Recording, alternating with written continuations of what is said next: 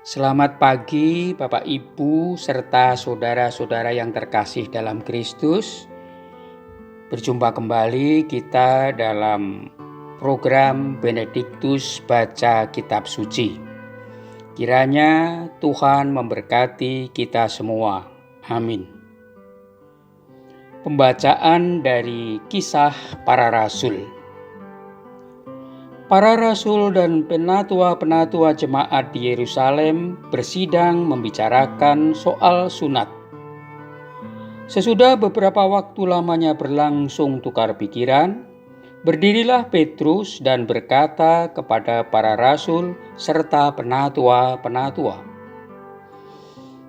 "Saudara-saudara, kamu tahu bahwa sejak semula Allah telah memilih aku di antara kamu, supaya dengan perantaraan mulutku, bangsa-bangsa lain mendengar berita Injil dan menjadi percaya. Dan Allah yang mengenal hati manusia telah menyatakan kehendaknya untuk menerima mereka, sebab Ia mengaruniakan Roh Kudus juga kepada mereka, sama seperti kepada kita. Allah sama sekali tidak mengadakan perbedaan antara kita dengan mereka sesudah Ia menyucikan hati mereka oleh iman.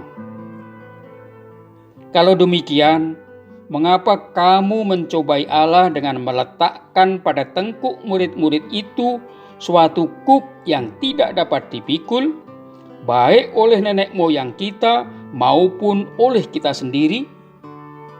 Sebaliknya, kita percaya bahwa oleh kasih karunia Tuhan Yesus Kristus, kita akan beroleh keselamatan sama seperti mereka juga." Maka diamlah seluruh umat itu, lalu mereka mendengarkan Paulus dan Barnabas menceritakan segala tanda dan mukjizat yang dilakukan Allah dengan perantaraan mereka di tengah-tengah bangsa lain. Setelah Paulus dan Barnabas selesai berbicara, berkatalah Yakobus, "Saudara-saudara, dengarkanlah aku. Simon telah menceritakan bahwa sejak semula Allah menunjukkan rahmat-Nya kepada bangsa-bangsa lain, yaitu dengan memilih suatu umat dari antara mereka bagi namanya. Hal itu sesuai dengan ucapan-ucapan para nabi seperti yang tertulis, 'Aku akan kembali dan membangunkan kembali pondok Daud yang telah roboh.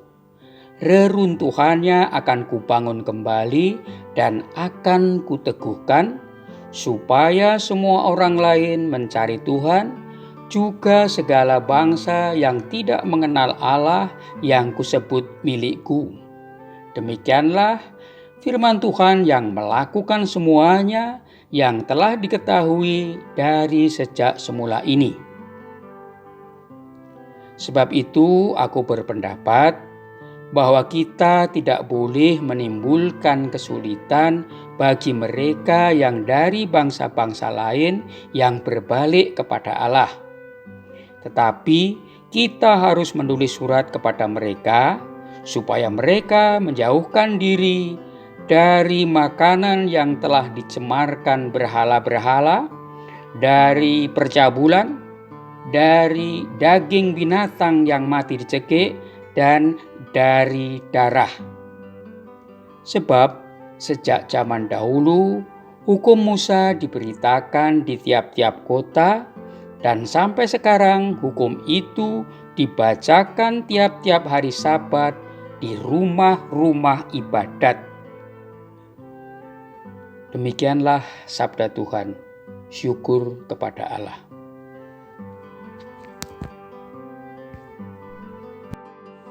Inilah Injil Yesus Kristus Tuhan kita menurut Santo Yohanes. Dimuliakanlah Tuhan. Dalam amanat perpisahannya, Yesus berkata kepada murid-muridnya, Seperti Bapa telah mengasihi aku, demikianlah juga aku telah mengasihi kamu. Tinggallah di dalam kasih-Ku itu. Jikalau kamu menuruti perintah-Ku, kamu akan tinggal di dalam kasih-Ku, seperti aku menuruti perintah Bapa-Ku dan tinggal di dalam kasih-Nya. Semuanya ini Kukatakan kepadamu, supaya sukacita-Ku ada di dalam kamu dan sukacitamu menjadi penuh. Demikianlah Injil Tuhan. Terpujilah Kristus. Renungan hari ini diambil dari buku Ziarah Batin. Kasih merupakan salah satu ciri khas umat Kristiani. Kalau orang mendengar kata Kristiani, banyak yang langsung muncul di kepalanya adalah kasih. Dengan kata lain, kasih merupakan ciri corak iman Kristiani. Kasih itulah yang diajarkan dan dihidupi oleh gereja sepanjang sejarah. Bacaan hari ini mengingatkan kita akan identitas kita sebagai murid Kristus, yakni kasih. Injil Yohanes bab 15 ayat 9. Seperti Bapa telah mengasihi aku, demikianlah juga aku mengasihi kamu. Tinggallah di dalam kasih-Ku itu. Kasih itu merupakan jaminan sukacita kita dalam Kristus.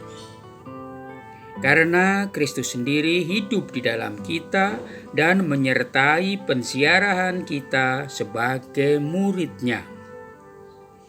Kalimat ini senada dengan doa yang selalu kita daraskan, yakni doa Bapa kami. Di dalamnya terdapat kalimat, ampunilah kesalahan kami seperti kami pun mengampuni yang bersalah kepada kami. Yesus mengajak kita untuk menghidupi dan melaksanakan apa yang kita imani dan kita ucapkan dalam hidup sehari-hari, yakni saling mengasihi. Beranikah kita untuk mengasihi sesama kita dan tetap tinggal di dalam kasih-Nya? Marilah berdoa. Ya Allah Bapa Maha Kasih, ajarlah kami untuk mengasihi sesama kami dengan tulus hati. Amin.